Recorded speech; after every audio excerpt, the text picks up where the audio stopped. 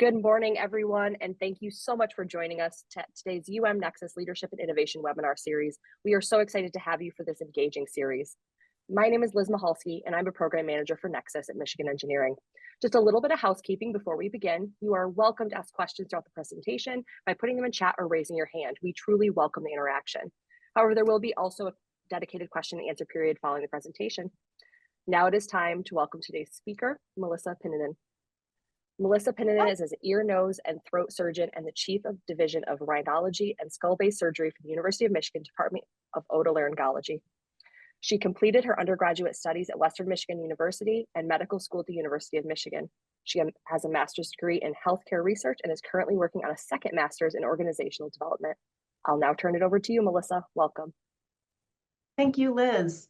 And I'd like to say also, good morning and welcome. Thank you for joining me for this conversation on courageous leadership.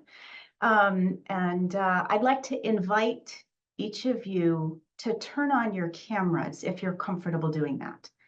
I recognize this is a virtual presentation, and so you may be multitasking or may need to step away from your computer at some point, but it helps me to see faces in the audience and see that I'm actually speaking with people, and it'll be a much more engaging format for me and hopefully for you also. So yeah, thank you for turning on your cameras. I appreciate that. So what I'm going to present today is a distillation of 6 years of my experience in a physician leadership role at the University of Michigan. I am a faculty physician at the University of Michigan, and in 2017, the university opened a large multi-specialty clinic in town called the West Ann Arbor Health Center, and they appointed me as the medical director for that. And so for 6 years, I was initially responsible for opening this brand new site, and I was responsible for all of the medical and safety and largely operational issues that happened there. And that meant not only opening the site with 300 staff members, but then leading that site through the pandemic. And at the time, I will tell you, I did not feel courageous at all. But now that I am no longer in that role and I have the benefit of hindsight and perspective, I've distilled some leadership lessons from that were helpful to me. And that's what I'll share with you and will be the foundation for our conversation. And what I can see, and looking back at that experience, is although I didn't feel courageous, I was able to act and make decisions and think clearly. And by doing that, and by thinking clearly and having a plan, we developed the culture that we set out to develop in the first place.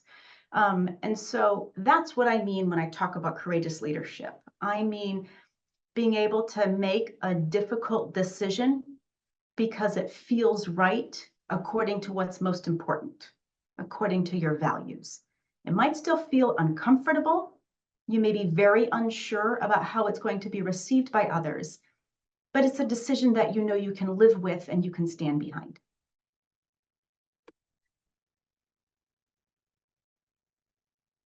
So this is how we'll spend our time over the next hour. We're going to look actually at some images and talk about what does courageous leadership look like in pictures. I will share with you my strategy for courageous leadership.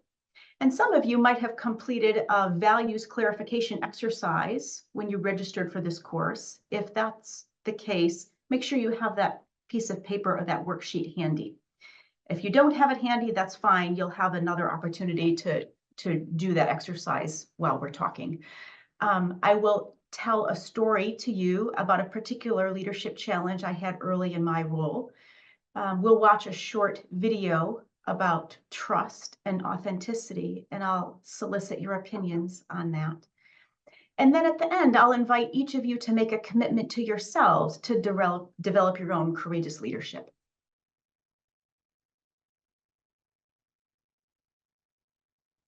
So I'd like to talk with you about these images.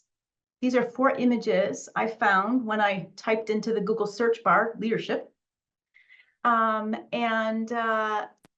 I would like to hear from you about what do you think about these images, and specifically, which of these images do you think depicts courageous leadership?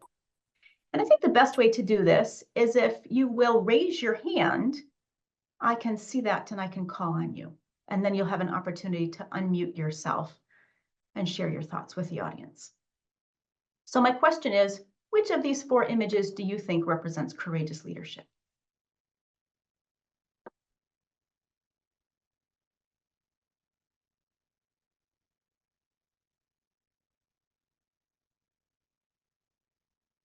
Carla, thanks for raising your hand. What do you think? Thank you. I think maybe it's the lower right one. As I see it, it has something difficult to go through. So I guess that one would be closer to what I think it is. So that chasm, that gap is what you see as requiring courage. Yeah. And when you look at that image, who's the leader? I would think it's the one putting the hand. Not always the one that is in front of everyone, like in the first image, the one with the blue arrow. I guess it's the one encouraging others to go where they should be going. It's interesting. Supporting. Because then that image, if the leader is the one with the hand, you don't even see the face of that leader. Yeah. Other perspectives.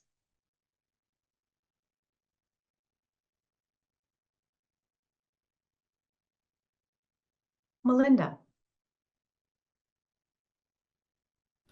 I think I'd choose the stairway. I look at that as kind of a slow incline, which takes a little bit of work, and you're reaching for the stars because it looks like it's going into the sky. I'd say the leader is the person holding the flag.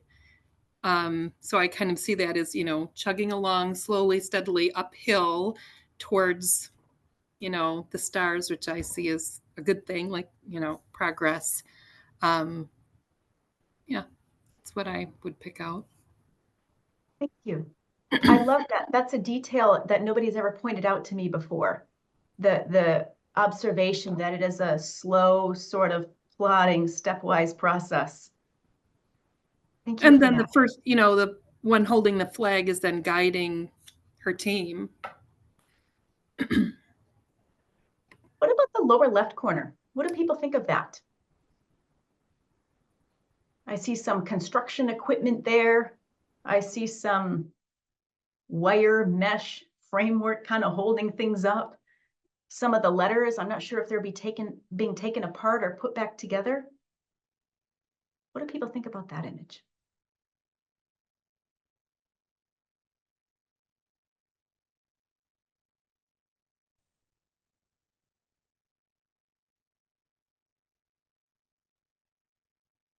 When I look at that image, one of the things that I find to be a dose of realism is the fact that leadership is something that requires effort to build.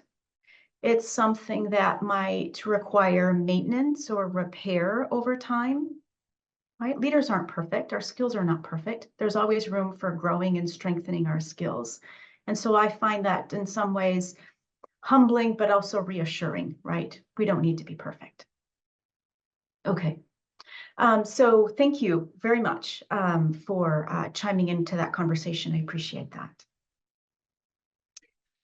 that. So this is my strategy for leading courageously. And it begins with knowing and being very clear about what my values are in a particular scenario.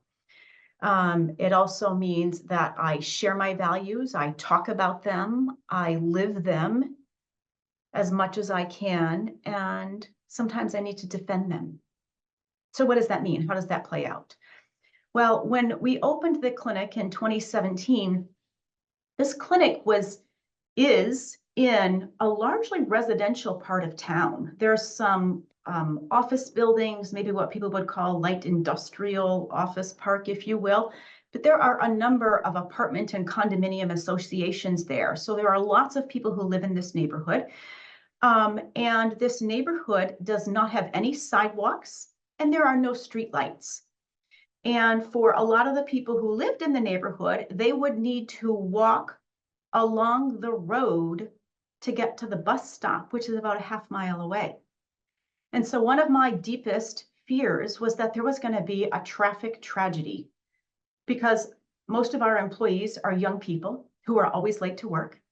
And so I could see them speeding through this site, not paying attention to where they are. Many of our patients are driving to this site. They don't know where the place is. They're trying to follow the Waze or the MapQuest directions. And I was really fearful that there was going to be a tragedy. And I would think about this every day as I would drive to work, and I would see people in motorized wheelchairs and young children holding hands, walking up the hill to the bus stop. So safety was one of the values that I talked about incessantly. And I talked about safety for the people in our community, and then within the context of healthcare, we talked about safety for our patients and ourselves. And it took 4 years of talking about safety and talking about the lack of sidewalks and concern for our neighbors, and meeting with the residents who lived in that area, as well as the local business owners and university representatives and township leaders. And eventually, after about 4 years, we did get sidewalks installed.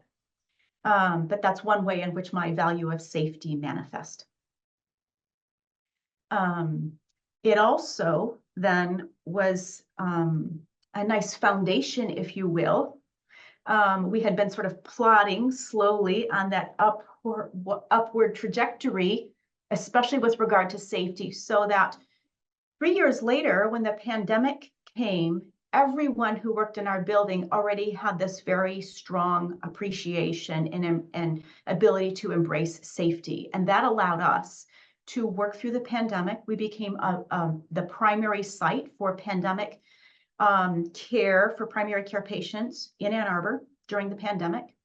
And for 2 years, we cared for all of these patients with COVID, as well as most of the primary care patients who needed to be seen. Not a single one of our staff members contracted COVID at work, because safety was such a deep and profound part of our culture. So that's what I mean when I talk about being clear about your values and being able to live them and develop processes that support them. So how can you know what your values are? So one way to do this is to perform an exercise called a values clarification exercise. And some of you might have taken the opportunity to do this when you registered for this class. And a values clarification exercise means you have a piece of paper, and it might have 50 or 100 values written on it. And you start first by just identifying, say, that your top, 10 or 15 that resonate with you. And then you force yourself to narrow it down further to your top 5, and then your top 3 values. That allows you to focus on the values that are most important to you, that you're going to focus your leadership efforts on. So if you have your values clarification exercise, pull that out. If you don't have it, or you haven't done it, you can use the words on the screen. These are words that are taken from that exercise. And I'll give you about a minute to look at the values clarification exercise, or the words on the screen. I want you to choose one that resonates very deeply with you. And then I want you to type it in the chat along with a sentence about why this is important to you. I see learning and compassion, integrity.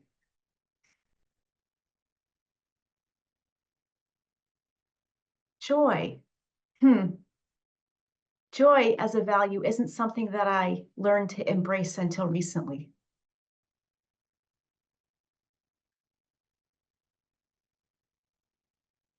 Respect.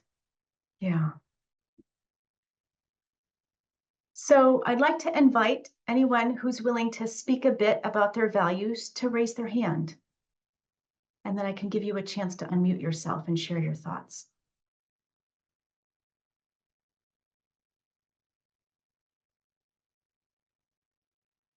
Partnership.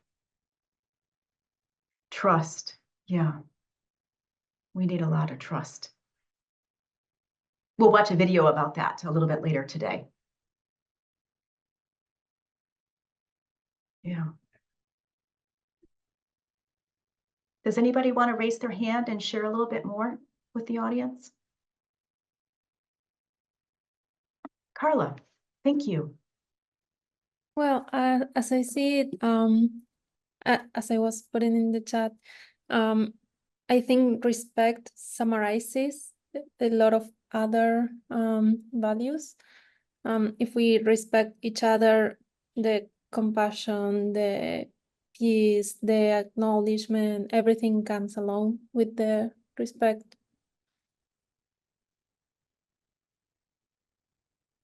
Hiya, thank you. Hi, yeah, it's actually Taya for anybody. But I thank you. chose the one that kind of resonated with me on the screen is adventure. I liked the idea that I can apply it personally and professionally, and I think it's a good way to think of taking risks as more of taking an adventure. And I also think, like, when you said joy, I was like, I think it's a good way to like infuse, associate joy a little bit more with adventure than risk sometimes. So that one really resonated with me as a value. I like the way you frame that, right? Sometimes when I have to do something that seems like a new challenge, I think of it as requiring courage or bravery. But if I think of it as an adventure, it seems a little more tempting, a little more exciting. Yeah. Thank you for that. Fabulous. Well, thank you for the engagement. I appreciate that. So another way to do a values clarification exercise is with arts and crafts. So this is something called a vision board.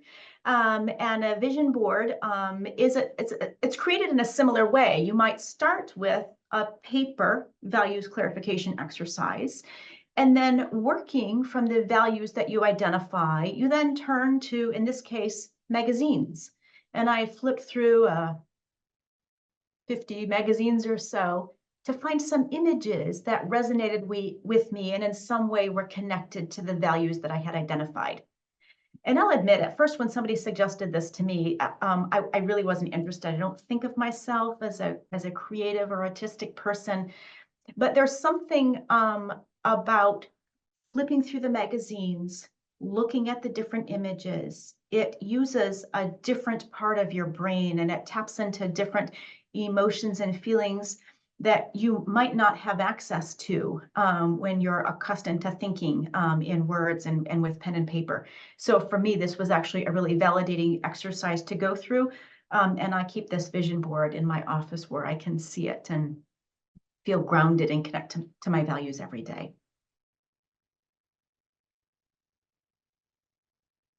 Okay. So what I'm going to do now is share with you my personal story about how I became a physician and then how that led me to my leadership role. So this is a picture of me, my kindergarten photo, 5 years old. I surely don't look very courageous at all. But even now, in looking back, I can see that at a young age, I did know what was important to me, and knowing that helped me make many decisions.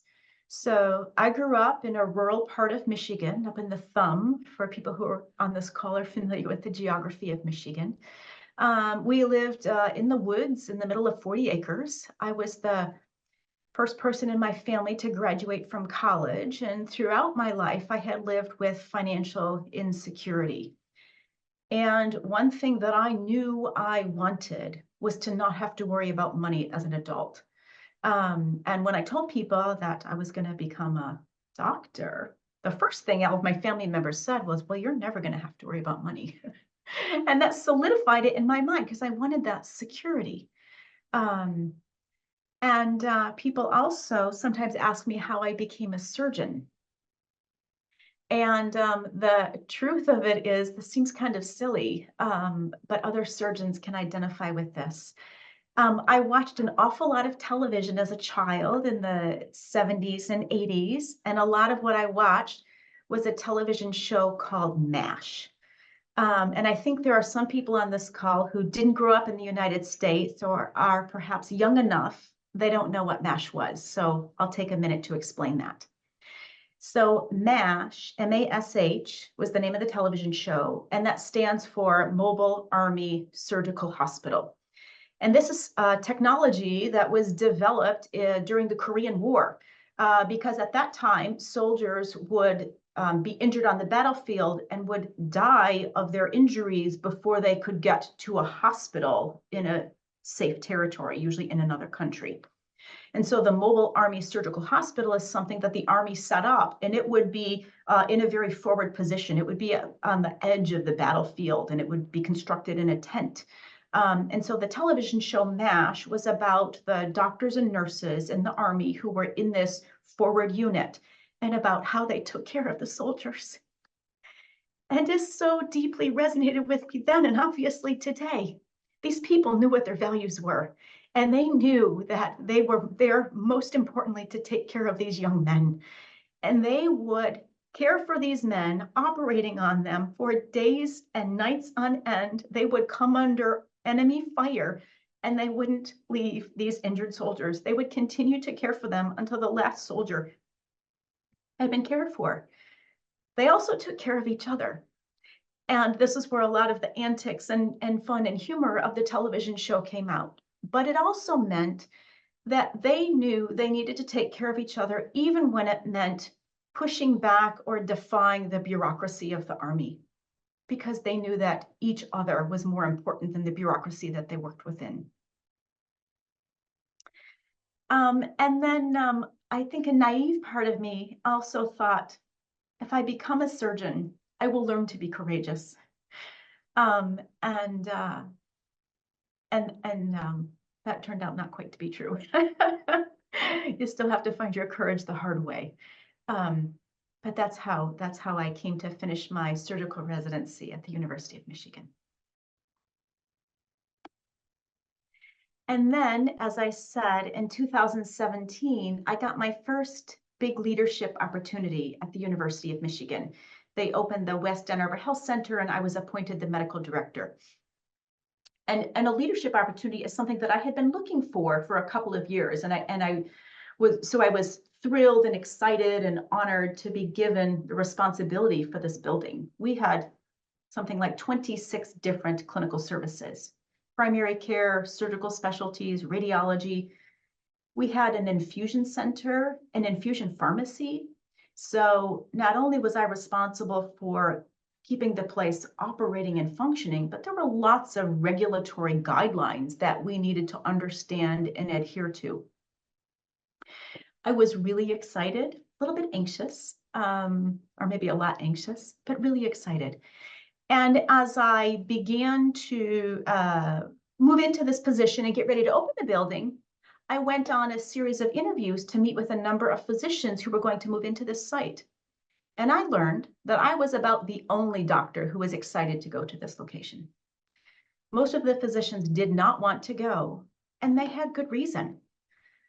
Most of the physicians already were set up in practice elsewhere in the University of Michigan. And so they might have their allergy clinic with all of their specialty trained nurses and medical assistants and clerical staff who knew the best way to schedule appointments and take care of patients who have allergy problems. Same thing for orthopedic surgery. They have huge numbers of patients coming through who need x-rays in a very rapid fashion before they get to their doctor's appointment. And they were convinced that we were going to struggle with that workflow and their clinic was going to be hours behind schedule. So as I started meeting with doctors, it was clear that we had an uphill battle. And one of the things that I did is I, in this time, clarified the values for myself and the leadership team. And I met with my leadership team and we talked about that. And we decided that what we wanted most is we wanted a culture that was safe. We wanted a site where everyone would have the opportunity to grow and develop professionally. And I wanted a site where we treated each other with respect. I don't know how many of you are familiar with healthcare, but there's an awful lot of disrespect, and it's often a very unsafe psychological place to work. And I'd seen enough and felt enough of being treated with intimidation and bullying behavior, and I did not want that. And so I started talking about these values with all of the physicians. I went to all of the orientation sessions we had for this building, and I explained my values to everyone. And I promised them this is going to be a place where people are happy to work. We're going to greet each other by name, and we will treat our peers and we'll treat the people who are lower on the hierarchy with respect. And after about 6 months, I could see clear evidence that this culture was developing. People were having parties. They were celebrating the holidays. I would see flyers for ad hoc baby showers for new team members. And I could see that all of these people who had come together to open these clinics and develop new teams were forming these relationships and caring for one another. And I was particularly thrilled and proud when 2 physicians who had not wanted to move to this building came to me after several months and said, this place is great. I want to move all of my clinics to this location. And I was feeling very proud and successful. And then I learned about someone I called Dr. Friday. This was in one clinic in particular, and I learned that the medical assistants dreaded clinic on Friday because of one particular doctor. In fact, they would begin preparing for clinic 2 days in advance so that they could try to understand every one of the patients well enough so they could have the right paperwork and the right medications and the right supplies and the right equipment to try to make this doctor happy.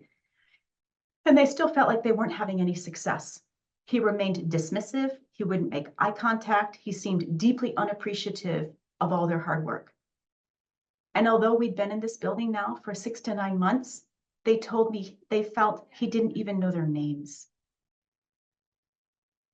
My heart sank at this point, right? Because this isn't the happy workplace culture I promised people we were going to have. And I really felt like a failure. It felt like a bit of a fraud, right? I'd just been feeling confident, like I knew what I was doing and I was getting some traction. And now I felt, have I just been deluding myself all along? What also put a point on my pain is that this was one of my colleagues in my department, right? He knew I was the medical director. He knew how hard I was working. And this felt like a direct affront to me and all my hard work. I also felt really anxious because I knew what the medical assistants were talking about. Throughout my career as a resident and a faculty member, this senior partner of mine had made me feel the same way.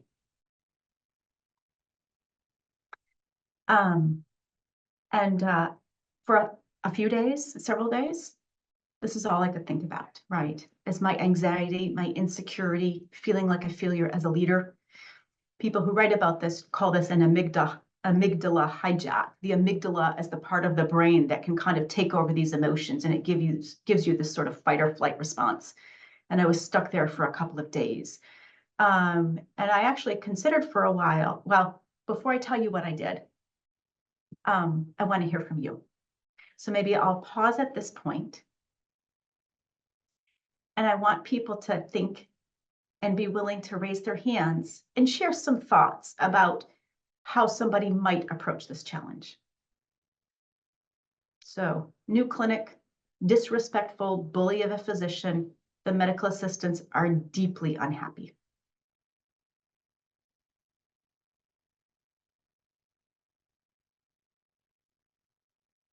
Carla, you're so brave. Thank you. What are Thank you you. thinking?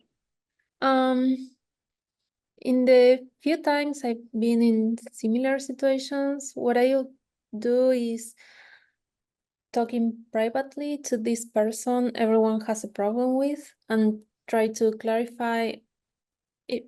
Sometimes they don't know they are acting that way. They are not aware of their own behavior. So making sure they are, and if they are, clarifying what everyone expects from that person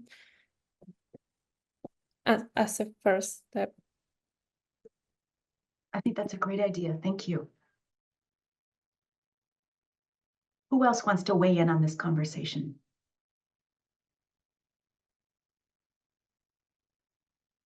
People Anytime don't I've raise their had hand. any sort of disagreement or disgruntled employee that's kind of causing a crack in that culture, the first thing I've done is just kind of sit down and we do what's called personal objectives, which is what do you want in 6 years, a year, 5 years, and 10 years, and what are the values that matter to you, and then what are your expectations for coming to work and how to get your tasks and your responsibilities done.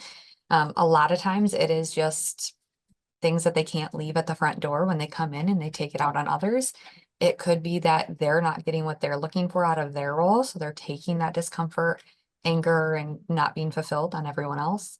Other times it's simply a lack of, that compassion and that empathy of, I really didn't mean to sound that way, or I didn't mean to look that way. I was focused on this part of my job.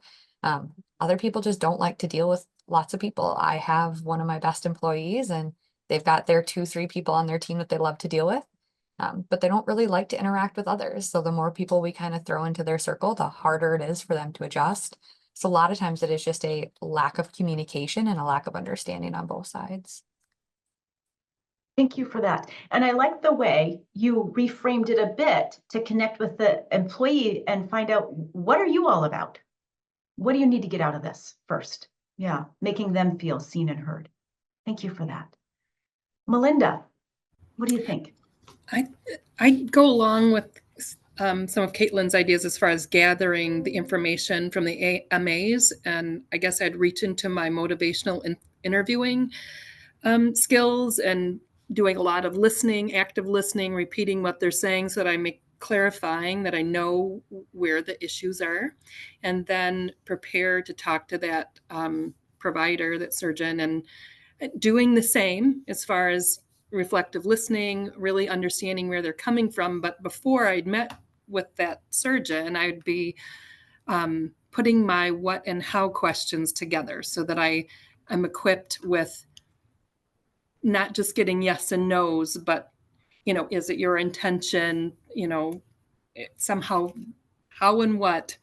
So why questions tend to be threatening, and that's not how I'd want to come off. I'd want to ask those how and what, and, kind of getting the idea of, is it your intention to lead other people to feel this way, or are you even aware of how they're feeling and how your approach is affecting them? Something along those lines. It's surprising sometimes what people don't see or understand. Right. Yeah. So to gently point that out to them. Although quite honestly, you might be dealing with a personality that is not receptive to any of that.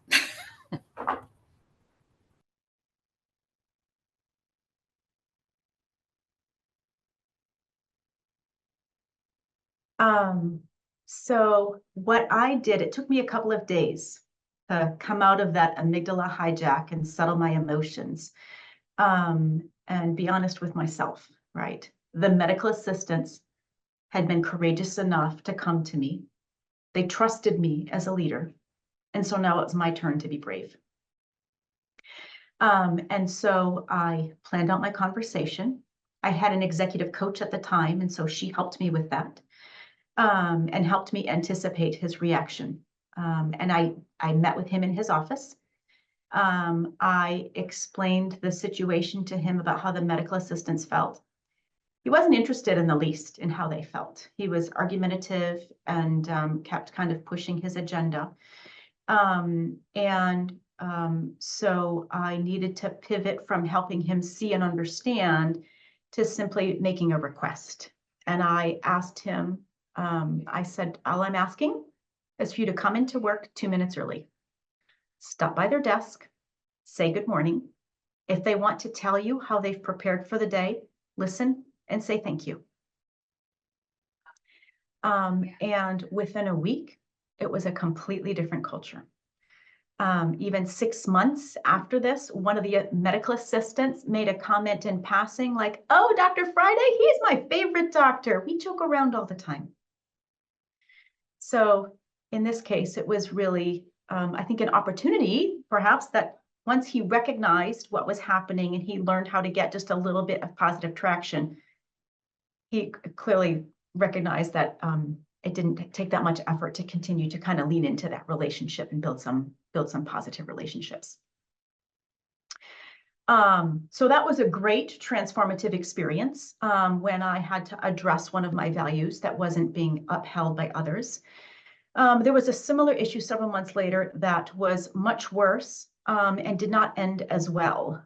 In this case, the physician had a very threatening posture and tone, and this threatening behavior, even the only reason I knew it is because he had threatened 2 members of our leadership team.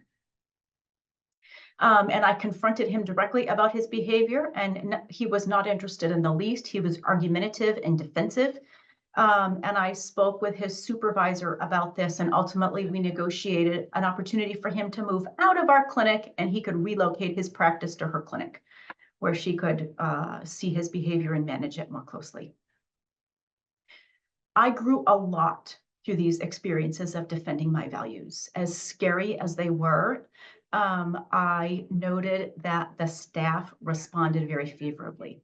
They didn't talk to me about this, of course, but I could see and pick up in conversations that they knew I had their backs and they knew that I cared about them deeply. And that was very validating for me as a leader. And it gave me a lot of clout because people would then often come to me with issues that I simply could not address.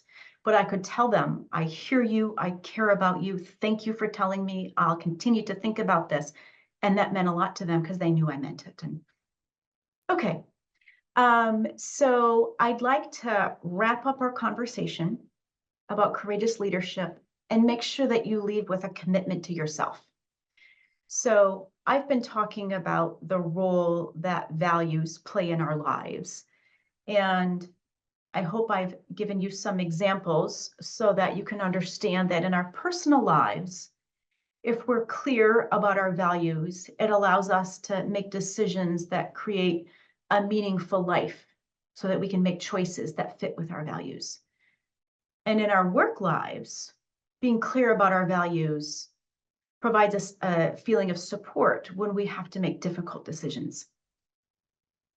And I shared with you a story about when I was a new leader and I had some intimidating circumstances related to physician bullies, and how clarity on my values helped me do the brave, hard thing at that time. Something that I've neglected to share with you is the trust that develops. I think I've illustrated this, but when a leader is clear about their values and they talk about them and people see you live them, your followers have a reason to follow you, right? Because they have a choice, right? They don't have to follow you. But if they know who you are and they see what you live for and they see you live up to that authentically, then they can know why you're following you and will be more committed to your shared goals. I've also talked about 2 methods you can use to clarify your own values. You can use a paper-based values clarification exercise, or you can be more creative and create a vision board with some magazines and some scissors and glue.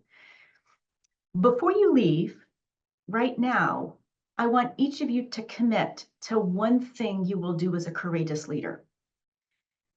And it can be, if you like to write, that you make a weekly journal entry about how one of your values was important to you that week. Or if you're more social, you can have a conversation with a colleague at work about your values. So I want you to make that commitment to yourself and then type it in the chat. So tell me, are you going to commit to a weekly journal entry about your values that week, or a conversation with a colleague about your values? Yeah. Andrea, weekly check-ins, that's admirable. Good for you. Taylor, what are you thinking? I'm curious which value as a leader you have struggled the most with, like the most consistently. Yeah.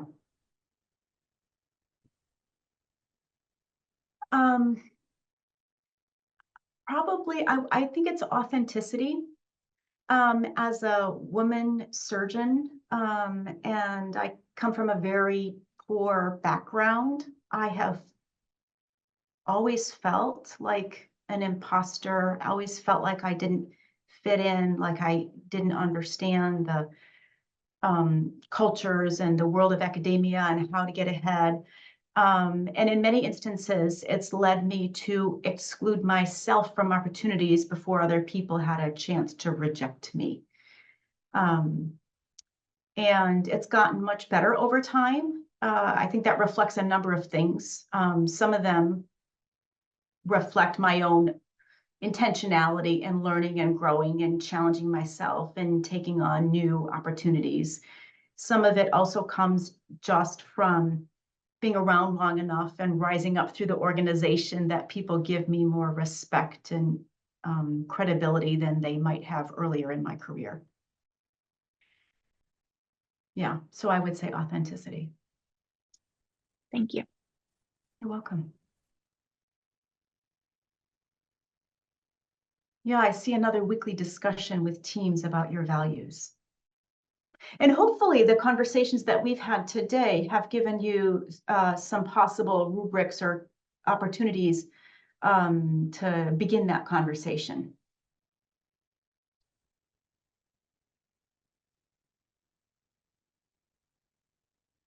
Different perspectives. Yeah. Yeah, and yes, Maria? Good morning, it's Marja, but I'm wondering if you can talk about if you have had any experience in your values changing over your journey. Yeah, thank you for that. Certainly my values change over my journey, and they're also contextually specific. So, for example, in this healthcare scenario, safety is also an institutional value and something that people emphasize a lot. But in other settings, for example, safety wouldn't feature as prominently. Another reason I liked safety is because I can connect it with psychological safety, which is something that people lack a lot, or that people in healthcare often we don't have. So yeah, I think that they're very contextual. And even now, if I were to step into this leadership role again at the same place, I think my values would be different based on what I felt were the needs of the site and the staff there. It's a good question. Ellen. Yeah, I guess my question is a little similar, and maybe you answered it because you mentioned, that your values kind of change with the context. I was actually thinking about creating a vision board recently to sort of identify my values, and I've just been sort of thinking like, there's professional values, there's personal values, and just trying to make sense of it and wondering like, well, should my values, my deepest values kind of cross all those boundaries? And I'm just wondering if you've somehow segmented them, or if your deepest values really do kind of play a part in all aspects of your life. Just kind of curious about that. Yeah, that's a great question. And it's a question that most people arrive at some point in this conversation, especially when we ask people to do the activity of choosing their values or making a vision board. And generally speaking, what most people find is that their values are pretty similar in their personal and their professional lives. It just has to do with what resonates most deeply with you. And especially if you can be authentic, who you are deep within you is the same person at home and at work. You might choose to show more of yourself or different facets of yourself, but you are the same Ellen in both settings. And so that your deepest values within you are not going to change a lot. You know, you might contextually highlight some more than another.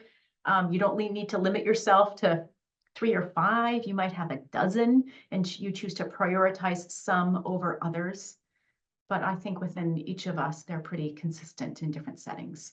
Otherwise, I also feel like you would feel like you're not being authentic. If you can't bring your deepest, most important self to work, that's not the optimal work environment for you.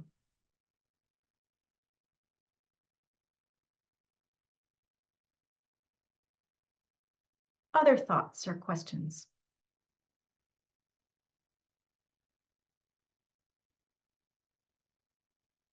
I see in the chat, a few people commented about the weekly journal. So I find writing in my journal particularly helpful when I just don't know what to do.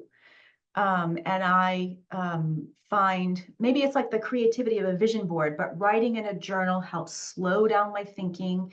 It allows me to be a little bit more playful and ask myself, why was I so frustrated with my nurse today? And then it gives me some time and space to expand on that thinking and even challenge myself.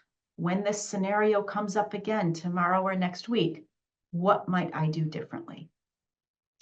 And so journaling for me is a great way to slow down my thinking and lean into it in a way that if I just sit with my thoughts, they're less ordered and less helpful and tend to spiral more. Any last questions before we're out of time?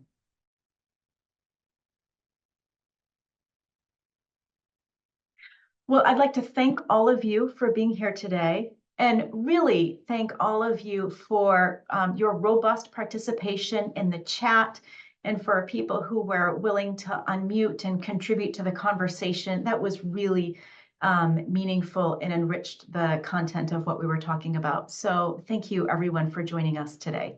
I appreciate it.